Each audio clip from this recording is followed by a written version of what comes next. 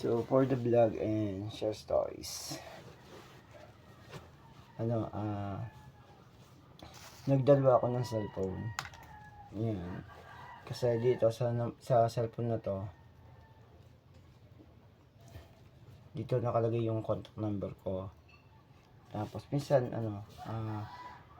yung isa naman na ginagamit ko pang vlog, lobat pa siya.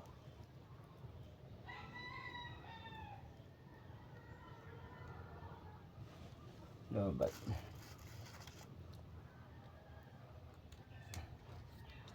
Tapos isang account na lang ako ng Messenger. Mostly dapat dapat tatlo yung YouTube channel ko, pero yung isa kasi naka-copyright. Nagkaroon ako ng violation, kaya gumawa pa rin ako ng dalawang account.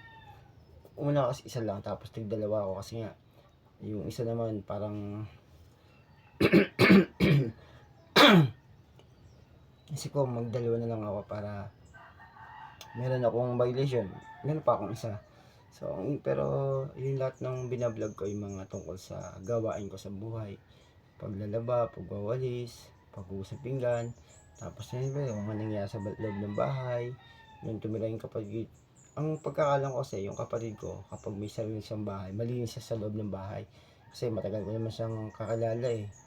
So, pero nung tumira siya dun sa magulang namin, talagang nung may anak, pabaya, yung lahat, yung pinanoodin mo yung video ko, talagang talagang masusura ka talaga. So, video ko na ang dumi ng bahay namin, kalat, talagang sobra.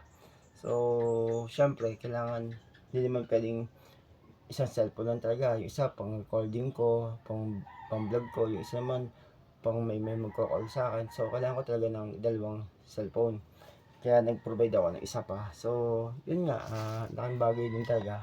And yun nga lang, madali siyang malobat. Hindi rin siya yung pang matagalan. Either yung aking cellphone na ginagamit ko pang vlog, hindi agad siya, sana matagal siya malobat. So, ako sabi ko, talagang salamat na rin sa ganung biyaya kasi nagdalawa yung cellphone ko, pero hindi naman siya yung sabi ko, gusto ko pa talaga na, kung ako lang talaga, yung cellphone ang gusto ko, yung kahit mabasa ng ulan o mapalubog sa tubig, tapos yung paglubog, sabi ahon, yun hindi agad masisira. Tapos pag napabaksak, hindi agad masisira yung cellphone. Tapos yung matagal malobat, yun talaga yung gusto ko. So yung tatalsikan yung tubig sa loob ng cellphone, di ba yung mga ganun.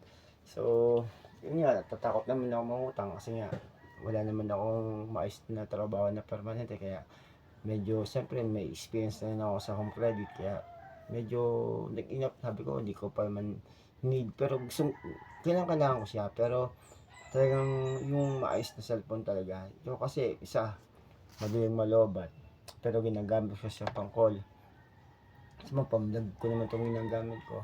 So ako naman, lang naman, hindi sabihin, materialismo, yung ginagamit ko lang talaga sa pangangailangan tulad ng vlogging, pang contact sa ibang tao, for business, yun. So, yun lang naman, and for the vlog and share story. So, masama't mabuting comment lang, pinagkaiba yun, paborito sa my channel.